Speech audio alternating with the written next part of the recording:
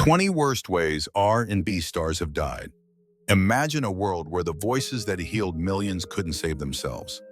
From Marvin Gaye's Fatal Family Feud to Aaliyah's fiery descent and Whitney Houston's silent bathtub, the history of R&B isn't just written in gold records.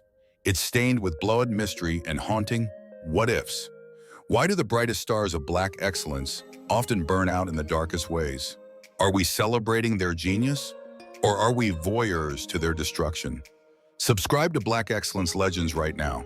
Join us as we exhume the truth behind the music. Which legend's departure haunts you the most? Let's talk in the comments. Etta James. Etta James, born James Etta Hawkins in Los Angeles on January 25, 1938, wasn't just a singer. She was a primal force of nature, a voice that could both caress and scorch. Her journey through the landscape of American music was one of both unparalleled triumph and profound personal struggle, solidifying her status as the matriarch of soul. From her formative years singing gospel in church choirs, her innate talent was undeniable. Her transformation into Etta James marked a pivotal shift, embracing a secular path that would redefine the blues, R&B, and rock and roll genres. Her early career saw her rise with Johnny Otis delivering her defiant answer song The Wallflower, also known as Roll With Me Henry, which climbed to the top of the R&B charts in 1955. This breakthrough set the stage for a career characterized by raw authenticity and powerful vocal delivery. Signing with Chess Records in 1960, James unleashed a string of enduring classics. Tracks like At Last, Tell Mama, and I'd Rather Go Blind became cornerstones of her discography, showcasing her unparalleled ability to infuse every note with a palpable sense of longing, heartache, and resilience. Her dynamic range from tender whispers to full-throated wails captivated audiences and critics alike, earning her multiple Grammy Awards and a place in the Rock and Roll Hall of Fame. However, beneath the surface of her professional accolades, James grappled with formidable personal demons. Her well-documented struggles with heroin addiction led to periods of incarceration and repeated stints in rehabilitation centers, casting a shadow over her brilliant career. Yet with an indomitable spirit, she staged remarkable comebacks, notably with the album 7-Year Itch in the late 1980s, reasserting her command over her artistry. Her later years saw her health decline, battling leukemia, kidney failure, and dementia. On January 20th, 2012, just 5 days before her 74th birthday, the world bid farewell to Etta James. Her legacy is not merely in the records she cut, but in the enduring spirit of defiance and profound emotional honesty she embedded into the very fabric of popular music, influencing generations of vocalists to come. Roger Troutman. Roger Troutman, born on November 29, 1951 in Hamilton, Ohio, was a sonic revolutionary who fundamentally reshaped the landscape of funk and hip-hop. He wasn't just a musician, he was a technical wizard who mastered the talkbox, an effects unit that allowed him to manipulate his guitar and keyboard sounds to mimic human speech. This metallic, robotic croon became his unmistakable signature, blending the warmth of soul with the futuristic edge of the burgeoning electronic era. Alongside his brothers in the band, Zapp Roger crafted an infectious, high-energy sound that prioritized heavy bass lines and complex rhythmic grooves over traditional melodic structures. His 1980 debut with Zapp, featuring the monumental anthem More Bounce to the Ounce, solidified his influence, creating a blueprint that would later be sampled by countless West Coast rappers, defining the G-funk subgenre. Roger's solo career was equally luminous, highlighted by his soulful rendition of I Heard It Through the Grapevine and the chart-topping ballad I Wanna Be Your Man. His career reached a modern peak in the mid-90s through his iconic collaboration with Tupac Shakur on California Love, where his talkbox vocals provided the quintessential backbone for the ultimate West Coast anthem. However, the music stopped in a manner that was as violent as it was incomprehensible. On the morning of April 25, 1999, Roger was found shot multiple times in the torso outside his recording studio in Dayton, Ohio. He was rushed to the hospital, but succumbed to his injuries at the age of 47. This tragedy was compounded by the discovery of his brother Larry Troutman, dead in a nearby car from a self-inflicted gunshot wound to the head. Investigations revealed a tragic murder-suicide sparked by a deep-seated business dispute and personal friction between the two brothers. Roger's death left a profound void in the music world, silencing the most unique voice of the funk era. He remains a titan of rhythm remembered for his relentless innovation and a sound that continues to vibrate through the speakers of every generation. Michael Jackson. Michael Joseph Jackson, born in Gary, Indiana on August 29, 1958, stood as an unparalleled cultural phenomenon whose influence transcended the boundaries of mere entertainment.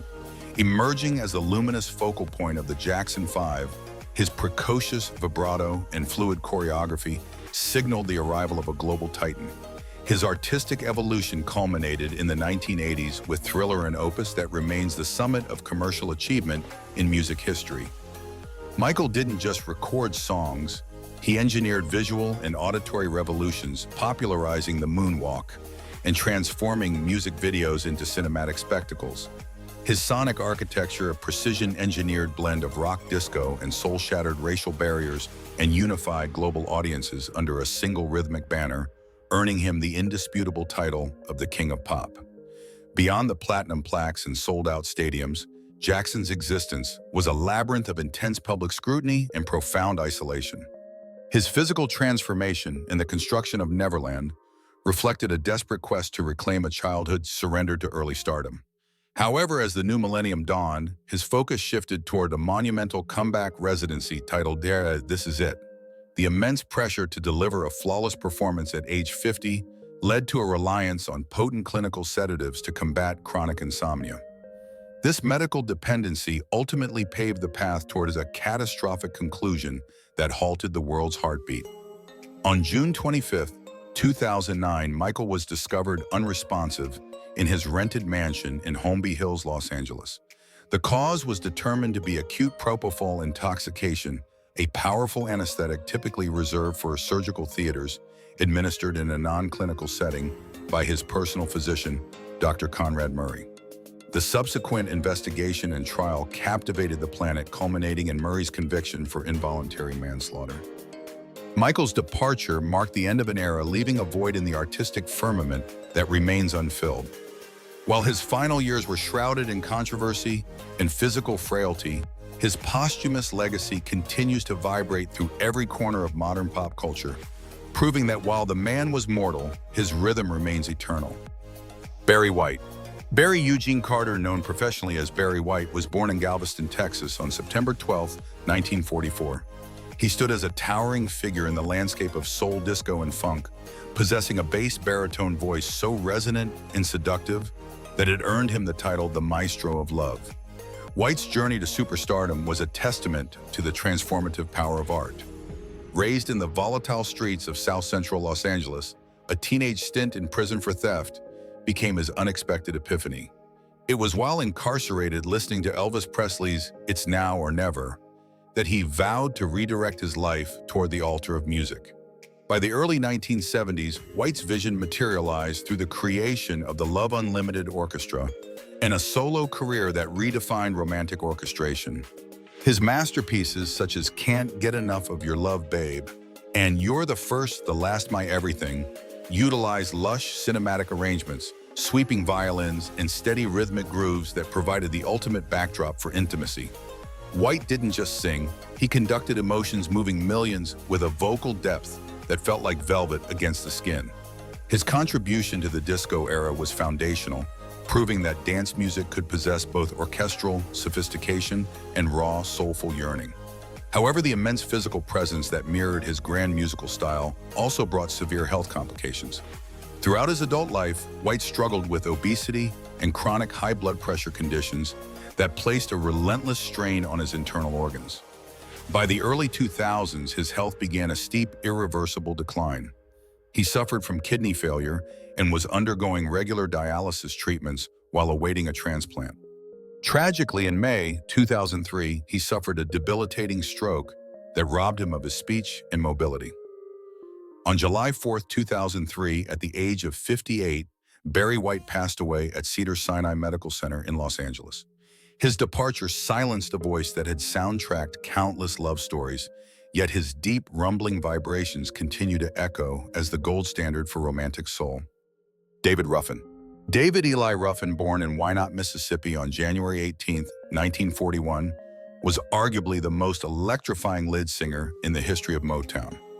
As the gritty emotional engine of the Temptations during their golden era from 1964 to 1968, his voice defined the sound of young America. Ruffin possessed a unique ability to transition from a smooth, controlled baritone to a desperate, sandpaper rasp that could convey more pain and passion in a single note than most singers could in an entire album.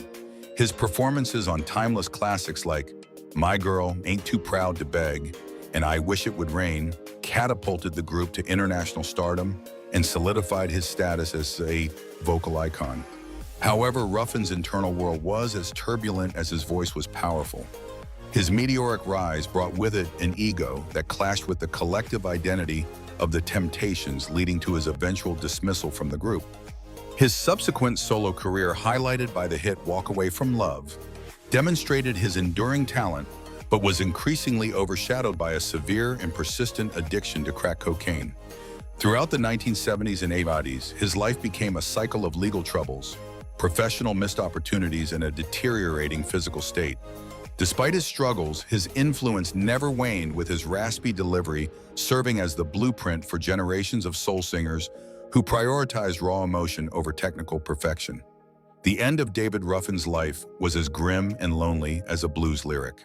On June 1, 1991, at the age of 50, he collapsed in a Philadelphia crack house. He was reportedly driven to a hospital by an unidentified man who dropped him off at the emergency room and fled the scene. Ruffin was pronounced dead shortly thereafter, with the official cause listed as an accidental cocaine overdose.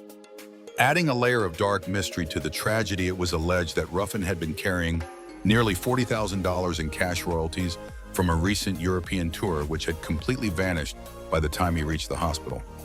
His death was a stark, heartbreaking conclusion for a man who had once been the shimmering centerpiece of the world's most popular vocal group, leaving behind a legacy of unmatched soul, stained by the shadows of addiction. James Ingram. James Edward Ingram, born on February 16, 1952, in Akron, Ohio, was one of the most sophisticated and soulful baritones to ever grace the American music landscape. Unlike many who chased stardom through aggressive showmanship, Ingram rose to prominence through the sheer undeniable quality of his musicianship. Originally a self-taught multi-instrumentalist who played piano, guitar, and drums, his destiny shifted when his demo recordings caught the ear of legendary producer Quincy Jones. Jones was so mesmerized by the warmth and technical precision of Ingram's voice that he featured him on the 1981 masterpiece, The Dude. This collaboration yielded Just Once and 100 Was Time, which tracks that instantly established Ingram as a master of the adult contemporary and R&B ballad. Throughout the 1980s and 90s, Ingram became the go-to collaborator for the industry's elite. His rich, expressive delivery was the perfect vessel for cinematic storytelling, leading to his iconic duet with Linda Ronstadt on Somewhere Out There for the film An American Tail. His versatility was boundless. He could pivot from the upbeat pop-infused rhythms of Ya Mo There with Michael McDonald to the tender chart-topping solo success of I Don't Have the Heart.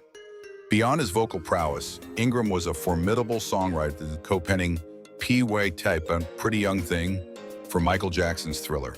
He carried himself with a quiet dignity, winning 2 Grammy Awards and earning 2 Oscar nominations, always remaining a humble architect of soul who prioritized the emotional integrity of the song over the glare of the spotlight. The conclusion of James Ingram's life was marked by a characteristic privacy that mirrored his understated public persona. For several years, he fought a courageous but secret battle against brain cancer, a diagnosis that remained largely unknown to his global fan base. Despite his declining health, the memories of his kindness and unwavering professionalism remained a constant theme among his peers. On January 29, 2019, at the age of 66, Ingram passed away in Los Angeles. His death was confirmed by his longtime friend and artistic partner, Debbie Allen, who hailed him as a celestial talent. While the physical voice of this R&B titan has been silenced, his recordings remain a permanent masterclass in vocal poise, reminding us that true power often lies in the most gentle of deliveries. Gerald Levert. Gerald Edward Levert, born on July 13, 1966 in Philadelphia, was R&B royalty from the moment he arrived. As the son of Eddie Levert, the legendary leader of the OJs, Gerald possessed a genetic predisposition for soul, but he carved out a formidable legacy that was entirely his own. Known affectionately by fans as the Teddy Bear, he became a towering symbol of romantic masculinity in the 1980s and 90s. His voice was a rich, cavernous baritone that could erupt into a church-reared growl, bringing an earthy grit to the slick production of the new jack swing and contemporary R&B eras. Whether leading the trio Levert with hits like Casanova or forming the supergroup LSG with Keith Sweat and Johnny Gill, Gerald was a master of the lover man persona, blending vulnerability with undeniable strength. His solo career further cemented his status as a pillar of the genre. Hits like I'd Give Anything and the poignant Baby Hold On to Me, a historic duet with his father, showcased his ability to bridge the gap between old-school soul sensibilities and modern urban rhythms. Beyond the microphone, Gerald was a prolific producer and songwriter, nurturing the careers of younger artists and ensuring the survival of classic soul textures in an increasingly digital industry. He was a man of immense warmth and charisma, whose stage presence was defined by an intimate connection with his audience, making every listener feel as though he were singing directly to their heart. However, the physical demands of a relentless career and a series of past injuries led to a hidden escalating crisis. Gerald suffered from chronic pain following various surgeries, including shoulder issues, which led him to rely on a complex regimen of medications. On November 10, 2006, the music world was shattered when Gerald was found unresponsive in his home in Newbury, Ohio. At only 40 years old, a man who seemed so full of life was gone. While initial reports suspected a heart attack, the subsequent toxicology report revealed a more tragic reality: an accidental acute intoxication caused by a combination of 6 different prescription and over-the-counter drugs, including Vicodin, Percocet, and Xanax. It was a fatal cocktail used not for recreation, but for self-medication against persistent physical agony.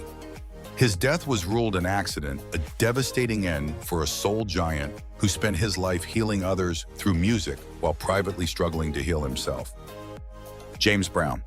James Joseph Brown, born on May 3, 1933 in Barnwell, South Carolina, was a cosmic force of nature who restructured the DNA of popular music. Growing up in extreme poverty during the Great Depression, he emerged from a background of crime and reform school to become the godfather of soul. Brown's genius lay in his radical departure from traditional melody. He pivoted the focus of music toward the one, the heavy emphasis on the first beat, which effectively birthed the entire genre of funk. His kinetic stage presence, characterized by gravity-defying splits, rapid-fire footwork, and a raspy gospel-infused shriek, made him a global icon of Black excellence and self-reliance.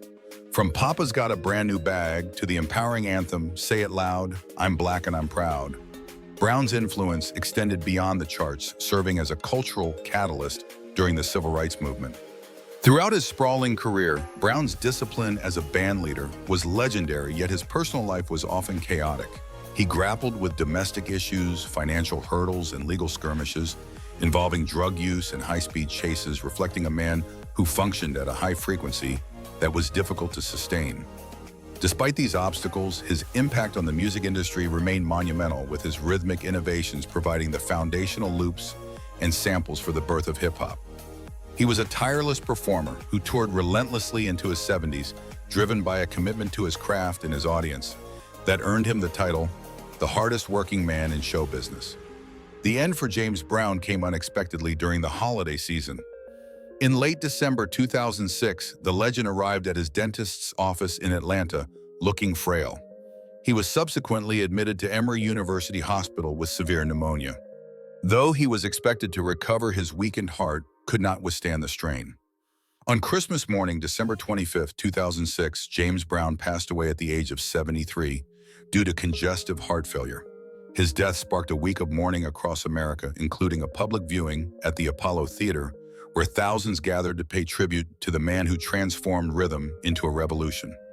Even in the years following his burial, questions and controversies regarding the exact nature of his passing have surfaced, but his legacy as a rhythmic architect remains unshakable, a pulse that still drives the heart of modern music. Phyllis Hyman. Phyllis Linda Hyman, born on July 6, 1949 in Philadelphia, was a statuesque beauty with a voice that defined sophisticated soul. Standing 6 feet tall and possessing a velvet-textured contralto, she was an artist of immense emotional depth and technical precision. Hyman began her ascent in the jazz clubs of New York City, eventually breaking through in 1977 with her self-titled debut album. Her music was a masterful blend of jazz, R&B, and pop, characterized by tracks like You Know How to Love Me and Old Friend. Beyond the recording studio, Phyllis was a formidable presence on Broadway, earning a Tony Award nomination for her role in the Duke Ellington musical Sophisticated Ladies. She was the embodiment of elegance, a vocal powerhouse who could convey the nuances of heartbreak and empowerment with a single resonant breath. However, behind the glamorous exterior and the critical acclaim, Phyllis lived a life of profound internal turbulence. For years, she battled bipolar disorder and chronic depression, conditions that were often misunderstood or dismissed during the height of her career. Her struggles were exacerbated by the pressures of the music industry and a series of personal setbacks that left her feeling increasingly isolated. Despite her professional triumphs, including her first #1 R&B hit, Don't Want to Change the World. In 1991, her mental health began a steep and visible decline. Those close to her described a woman who felt deeply undervalued by her record labels and exhausted by the relentless demands of the spotlight. The tragedy reached its breaking point on June 30th, 1995. Just 6 days before her 46th birthday, Phyllis Hyman was found unconscious in her New York City apartment. She had succumbed to an intentional overdose of sleeping pills. In a heartbreaking suicide note, she expressed her exhaustion, stating, I'm tired, and I'm out of here." Her death sent shockwaves through the R&B community, serving as a grim awakening to the importance of mental health awareness for artists. While her life ended in shadow, her posthumous album, I Refuse to Be Lonely, became a testament to her struggle and her genius. Phyllis Hyman remains an immortal icon of soul, remembered for a voice that was as majestic as it was fragile, a star that burned brightly but was ultimately consumed by its own intensity. Natina Reed. Natina Tijana Reed, born on October 28, 1979 in New York City, was a vibrant force in the late 90s R&B landscape. As the founder, lead rapper, and principal songwriter of the trio Block, she brought a sharp, futuristic edge to the girl group aesthetic. Discovered and mentored by the legendary Lisa Left Eye Lopes, Natina was often viewed as the spiritual successor to her mentor, possessing the same fiery cadence and unconventional fashion sense. Under her creative guidance, Block achieved massive success with platinum-certified hits like 808 and Bring It All to Me. Her talent wasn't confined to music. She became a cult icon for her role as Genelope in the 2000 cheerleading masterpiece Bring It On, where her natural charisma and streetwise delivery stole every scene. Natina was more than a performer. She was a writer who understood the pulse of pop culture, blending sharp lyricism with a playful, defiant energy. However, the trajectory of her promising life was abruptly and violently halted. In the years following Block's peak, Natina navigated the complexities of the industry and personal transitions, including raising her son with rapper Corrupt. The tragedy struck on the night of October 26, 2012 in Duluth, Georgia.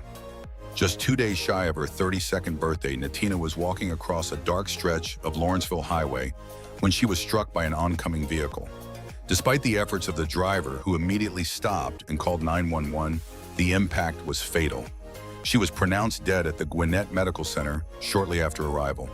The investigation concluded that the driver was not at fault, and no charges were filed, marking the event as a devastating and inexplicable accident. Natina's death was a haunting echo of her mentor Left Eye's passing just a decade earlier. Both women were visionaries taken in sudden vehicular tragedies. Her loss sent a wave of grief through the R&B community as fans and peers mourned the silencing of a voice that still had so much left to say. She was remembered by her groupmates and family as a bright light and a creative powerhouse. Today, Natina Reed remains a symbol of the Y2K era's creative explosion, an artist who bridged the gap between rap and melody with effortless cool.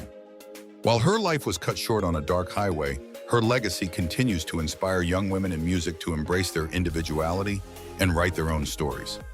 Johnny Kemp. Johnny Kemp, born on August 2, 1959 in Nassau, Bahamas, was a dynamic artist who captured the quintessential spirit of the late 80s New Jack Swing era.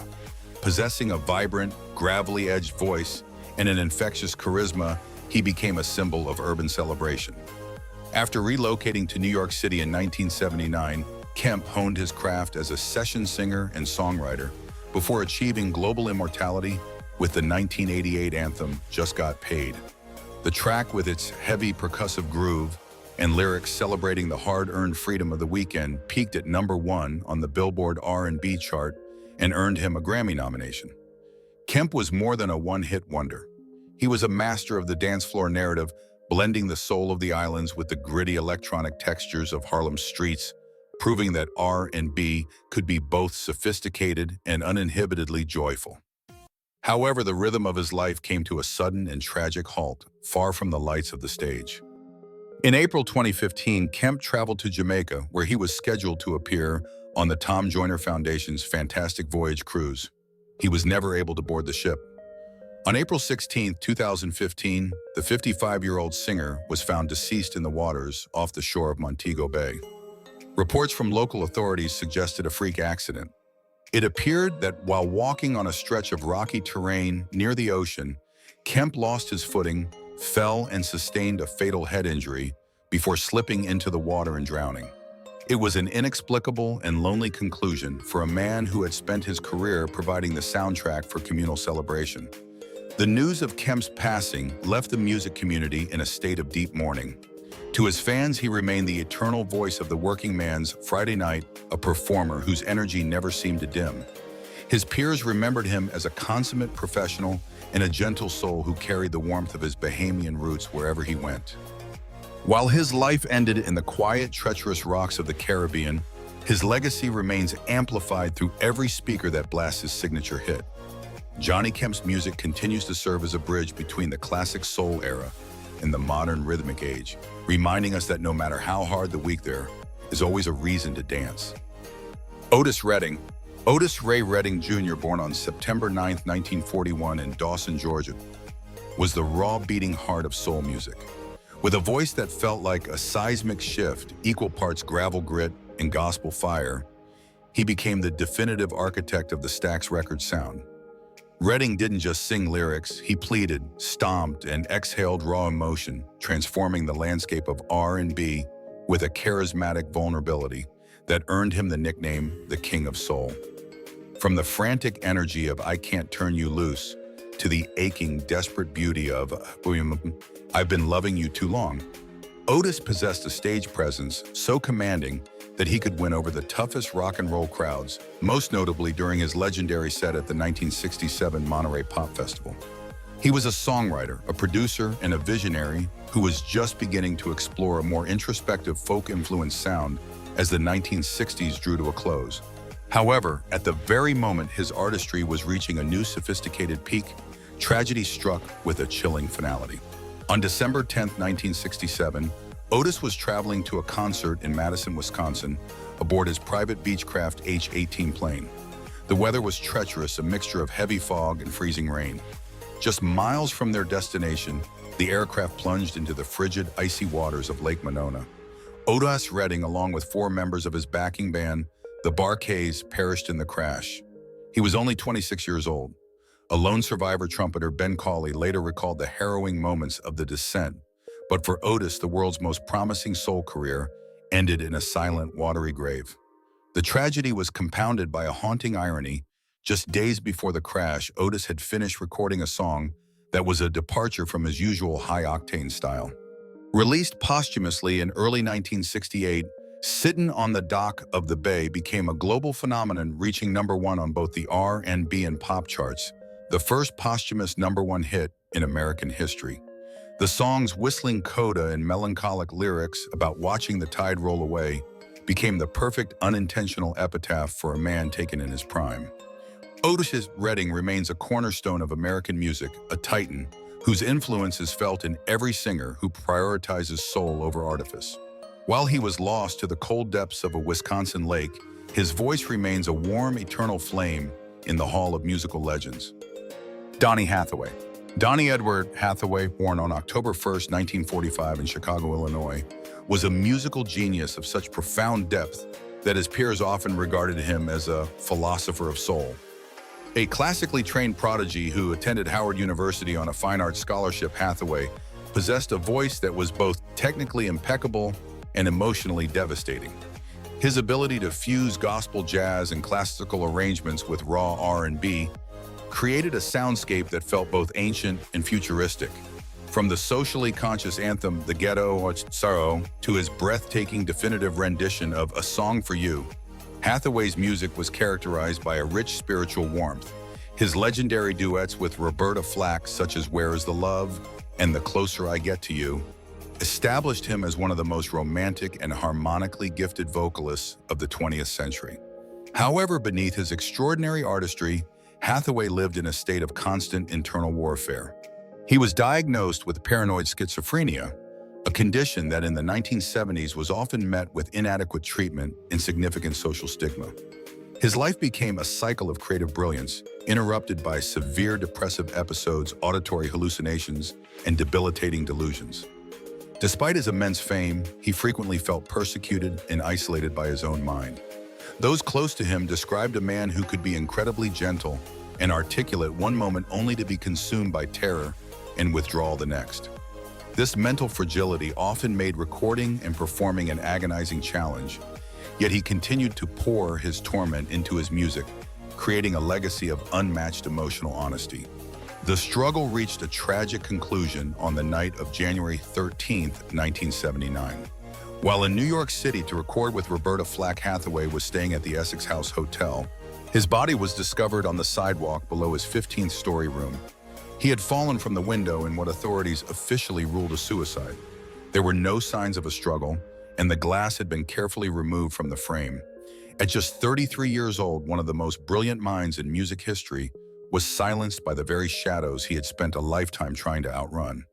Donny Hathaway remains a towering influence on R&B, a singer's singer whose influence can be heard in every artist who seeks to touch the divine through a microphone.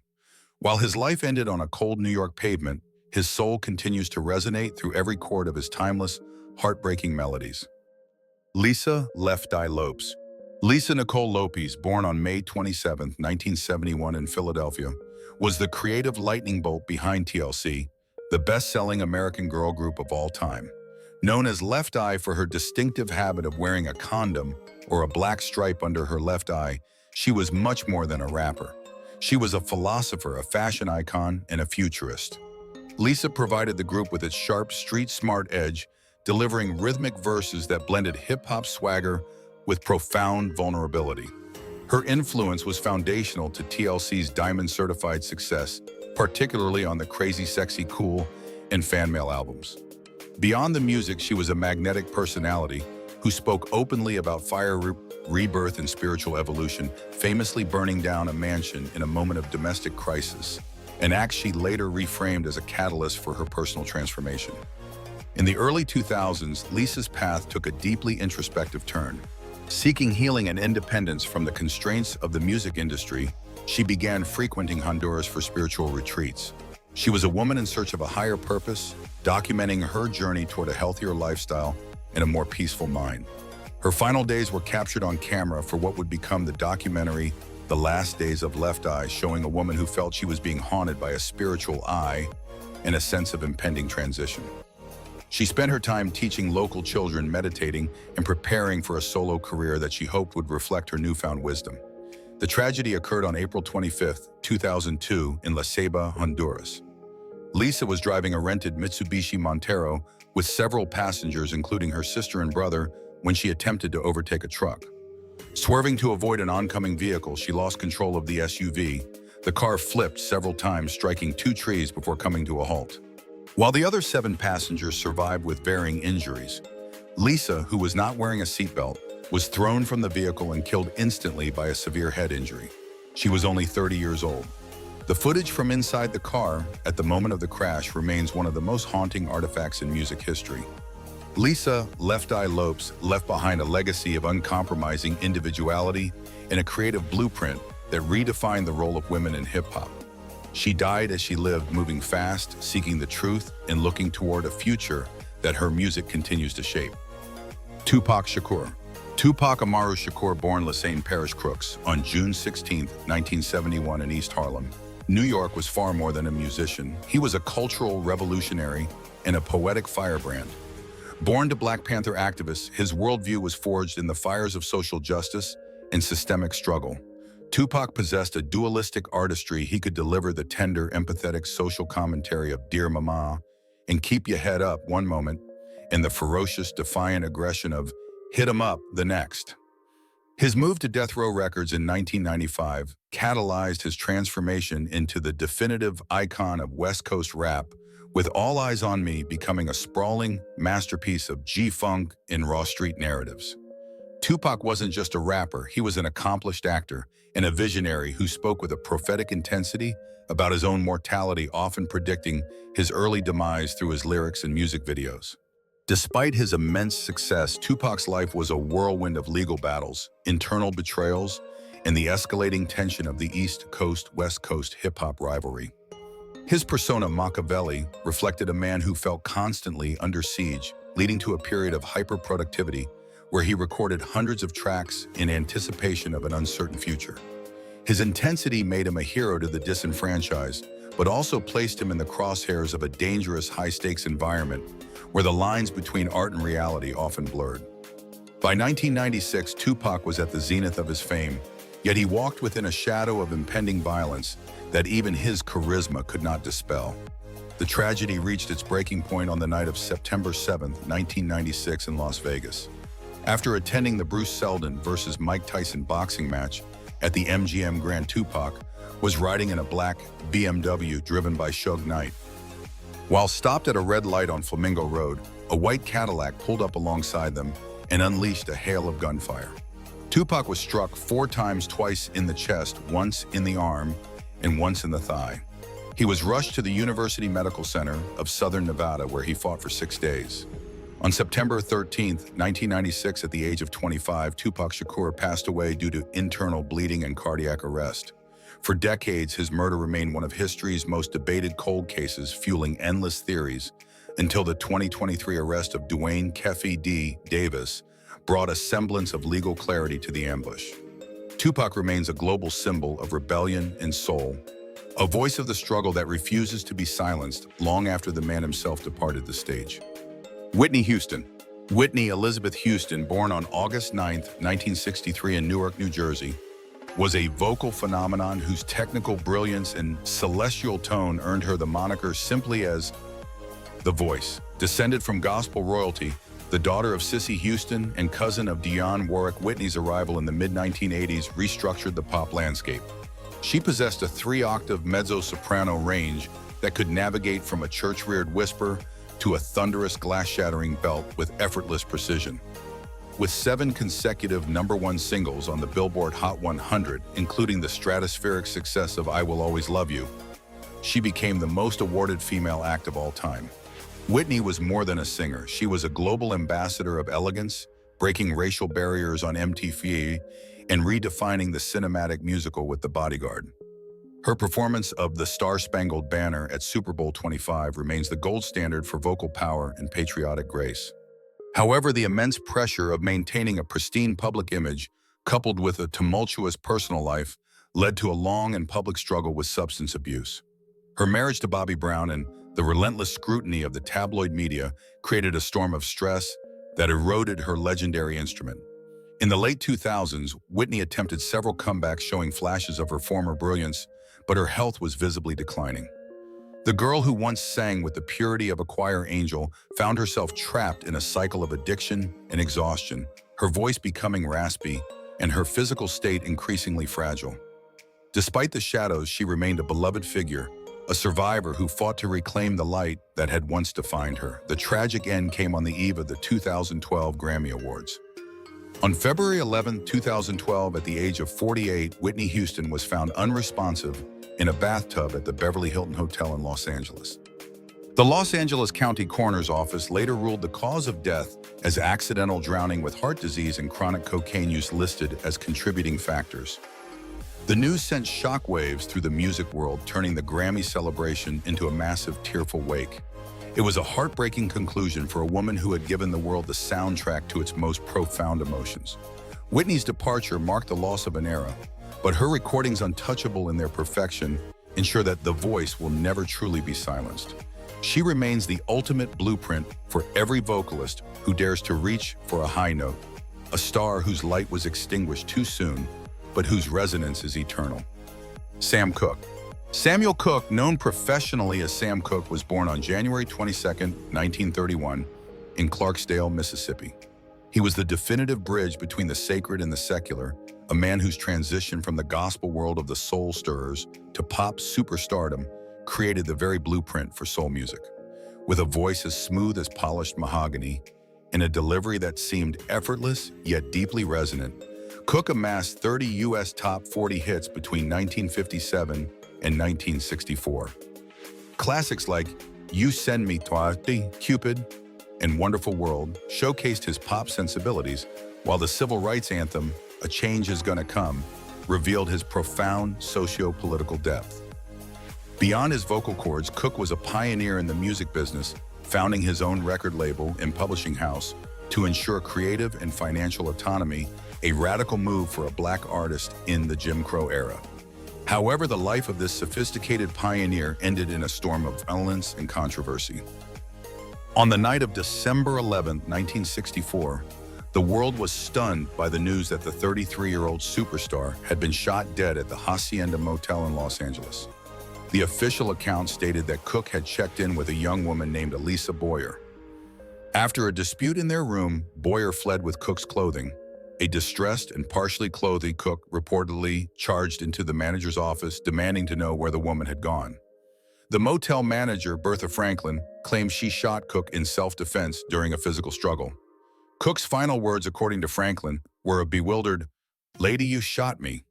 The circumstances surrounding his death were ruled a justifiable homicide, but the verdict was met with immediate and enduring skepticism from his family and the black community. Conspiracy theories emerged, suggesting a more calculated plot involving his business interests or the underworld, as many found it impossible to reconcile the image of the refined, influential mogul with the chaotic scene described by the police. The loss of Sam Cooke was a staggering blow to the civil rights movement and the evolution of American music. He was a man who possessed the elegance of a diplomat and the soul of a poet, leaving behind a legacy that transformed rhythm and blues into a vehicle for both romantic yearning and social revolution. Marvin Gaye. Marvin Pence Gaye Jr., born on April 2, 1939 in Washington, D.C., was the spiritual and sensual architect of Motown Records. A visionary whose artistry evolved from the polished pop of How Sweet It Is to Be Loved by You to the profound, socially conscious masterpiece, What's Going On. Gaye redefined the role of the R&B artist. He possessed a multi-octave range, moving from a vulnerable falsetto to a commanding tenor, with a silkiness that earned him the title, the Prince of Soul.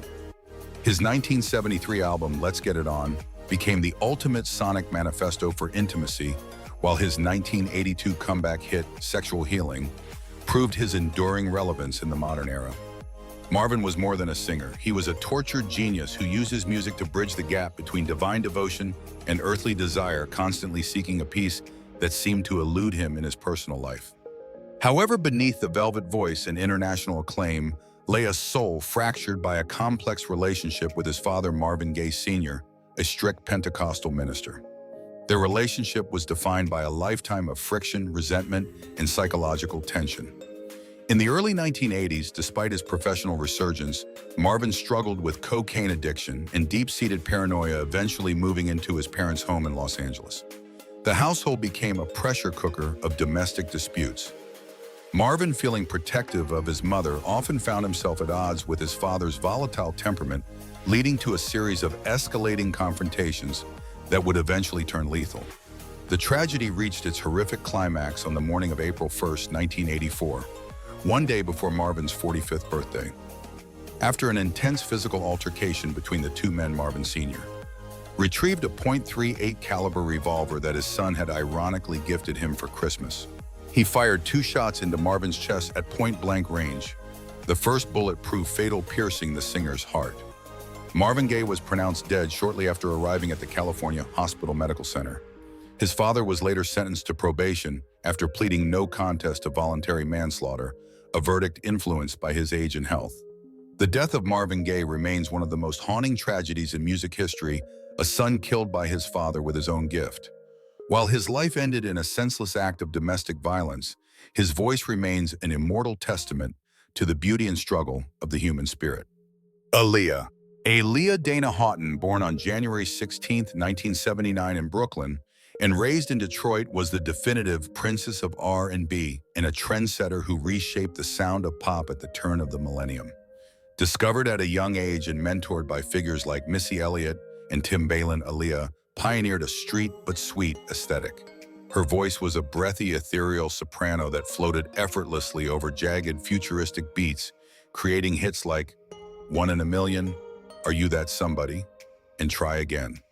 She was a triple threat, a vocalist with surgical precision, a dancer of fluid grace, and a rising film star with lead roles in Romeo Must Die and Queen of the Damned. Aaliyah didn't just follow trends, she set them, blending baggy tomboy fashion with a mysterious high-fashion elegance that influenced an entire generation of artists. By 2001, Aaliyah was at the absolute zenith of her career. Her self-titled third album had just been released to critical acclaim, showcasing a more mature and experimental sound. She was no longer just a teenager with potential. She was a global icon poised to become one of the biggest entertainers in the world.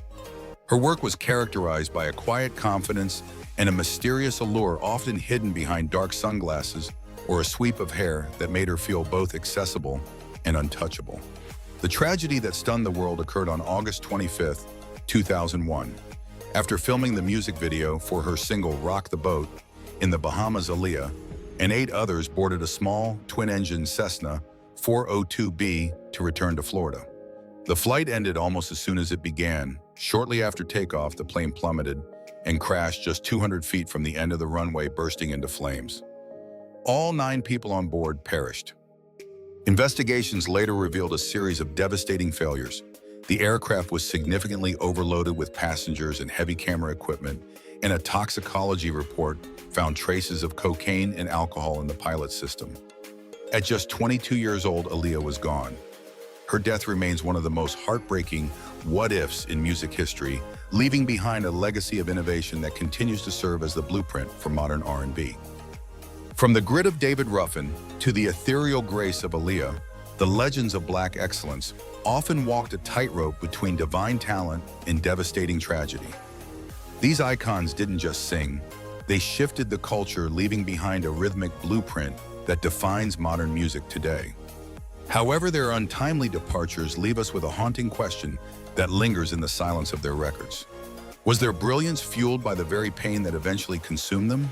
Or did the industry they built simply fail to protect its most precious architects?